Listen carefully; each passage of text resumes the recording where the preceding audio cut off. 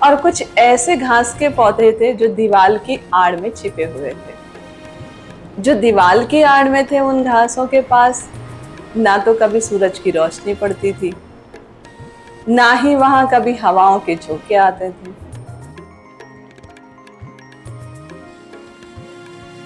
सबको good morning.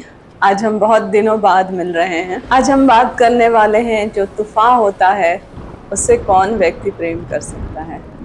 तूफान से तो सभी भागते हैं। तो अपने एक जो शायर हुए हैं इकबाल जी, वो अपने बेटे से कहते हैं कि तूफान से वही प्रेम कर सकता है, वही मोहब्बत कर सकता है जिसके भीतर में तूफान ना हो। जिसके भीतर में तूफान है, वो तूफान से कैसे प्रेम करेगा। अगर आप शांत हो तो तूफान से बहुत इश्क कर सकते हो, मोहब्बत कर सकते हो। अगर आप ही अशांत रहोगे तो तूफान से प्रेम कैसे चलेगा। वो तो बहुत खतरनाक साबित हो जाएगा। शांत जो आदमी होता है वो तूफानों से प्रेम करेगा, और जो आदमी जो शांत नहीं है वो प्रेम नहीं कर सकता है। इसी पर ना एक छोटा सा स्टोरी है। स्टोरी को सुनते हैं और उससे हमें क्या मिल रहा है, हम क्या ग्रहण कर सकते हैं, उसको देखना है। क्या हम जो भीतर से तूफानों से भरे हैं वो घबरा जाते हैं और भाग जाते हैं, वो उचित है, या उन तूफानों का सामना करना उचित है। इस पर स्टोरी है। एक फकीर हुआ। उस फकीर ने अपने एक छोटे से कविता में लिखा हुआ है कि एक छोटा सा बगीचा था। उस बगीचे में घास के बहुत छोटे छोटे पौधे थे। घास तो सभी लोग देखे है ना, घास के बहुत छोटे छोटे पौधे। और कुछ ऐसे घास के पौधे थे जो दीवार की आड़ में छिपे हुए थे। जो दीवार की आड़ में थे, उन घासों के पास ना तो कभी सूरज की रोशनी पड़ती थी, ना ही वहां कभी हवाओं के झोंके आते थे। वहां कोई तूफान के आने की संभावना ही नहीं थी। और उनमें से एक दबे हुए पौधे ने एक दिन प्रकृति से प्रार्थना किया कि यह मुझे पसंद नहीं है कि ना यहाँ तो सूर्य की किरणें आती हैं, ना हवा के झोंके आते हैं, ना ही तूफान आते हैं।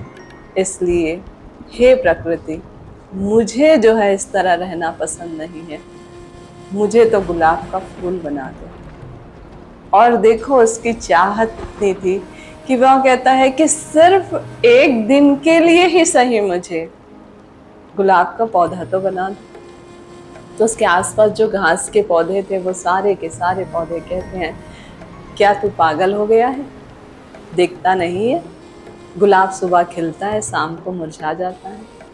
हम तो एक बार खिल गए तो खिले ही रहते हैं, हम मुरझाते ही नहीं हैं। तो वो कहता है कि हम तो घास फूस के फूल है ना, मुरझाने का कोई सवाल ही नहीं उठता है। और देखो, गुलाब के फूल की क्या हालत हो जाती है। थोड़ा सा तूफान आता है तो जमीन पे गिर जाता है, फिर रोता है, फिर छाती पीटता है। हम पर कभी तूफान आता ही नहीं। और गुलाब को देखना, जब सूरज की तेज रोशनी होती है तो सूरज की रोशनी उसको जला देता है, पर गुलाब के फूल की जो हालत होती है, वैसे हमें सूरज की रोशनी छू भी नहीं सकती है। हम घास ही सही, घास के फूल ही सही, पर हम हमेशा सुरक्षित हैं। पर वो पौधा जिसे एक दिन के लिए ही सही गुलाब बनने की बड़ी तमन्ना थी, चाहत थी, वह पौधा रात भर रोता रहा, प्रकृति से कहता रहा, नहीं, मुझे तो चाहे एक दिन के लिए गुलाब का फूल बना दो। दूसरे दिन सुबह वह गुलाब का फूल हो गया। उसके सारे साथियों ने चिल्ला चिल्ला कर कहा कि ये बिल्कुल नासमझ है, पागल हो गया है। और वे सब झांक झांक कर देखते रहे कि सुबह से मुसीबत आनी शुरू हो गई। उन्हें तरस आ रहा था अपने उस मित्र पर कि कितना पागलपन किया और गुलाब का फूल बन गया।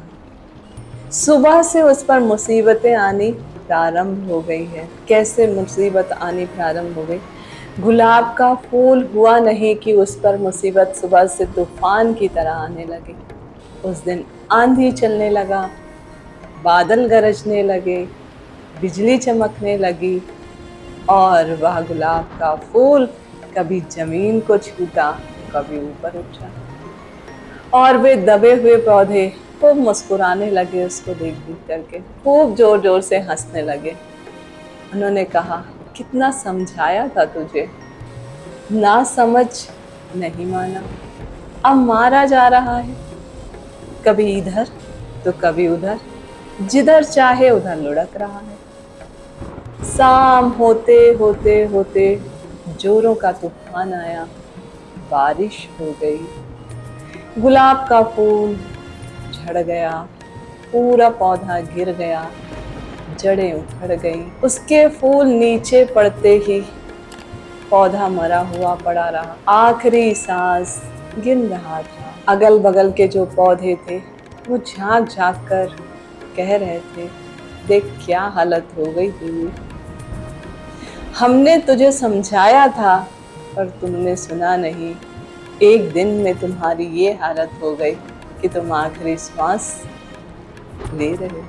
तो उस गुलाब के पौधे में परिवर्तित हुए पौधे, घास के पौधे ने कहा, मरते वक्त मैं तुमसे यही कहने के लिए नीचे झुकाया हूँ कि अपनी सारी जिंदगी बेकार है, या एक दिन बहुत आनंद मिला, एक दिन बहुत आनंद मिला जब तूफानों में हम उठे।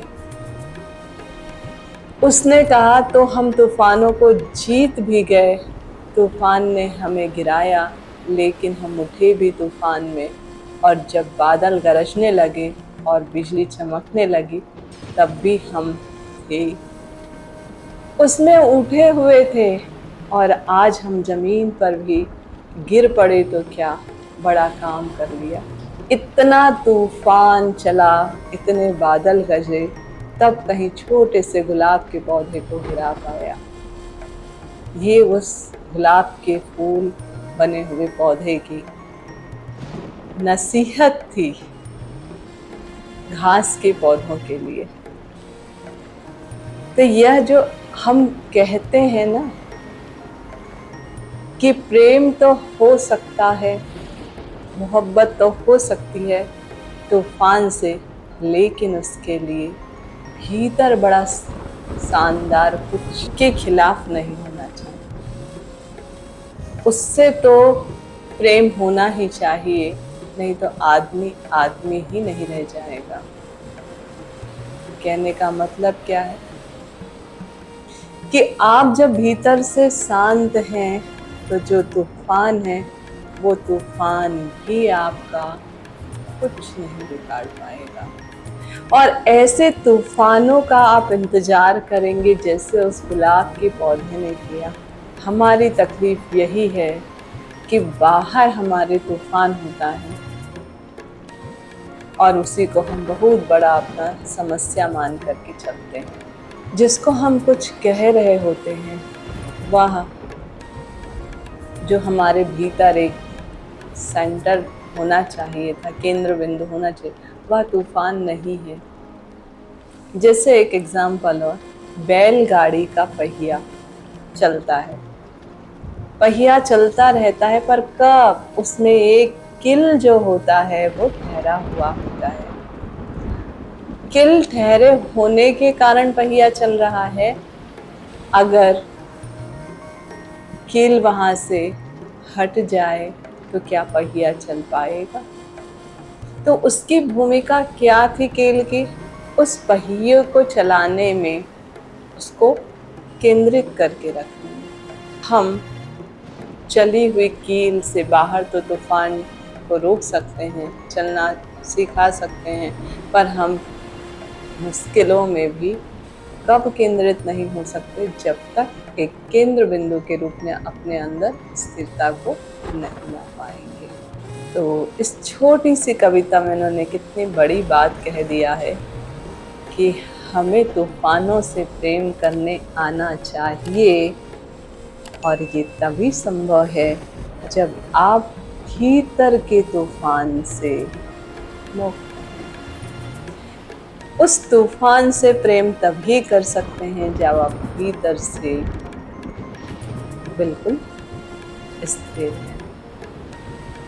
इसी तरह का एक और स्टोरी जो है लेकर के हम बात करेंगे शांत मन की तलाश, और इसमें भी हम अपने बाहर और भीतर की चर्चा करने वाले हैं। तो मिलते हैं नेक्स्ट वीडियो में। सबको नमस्कार।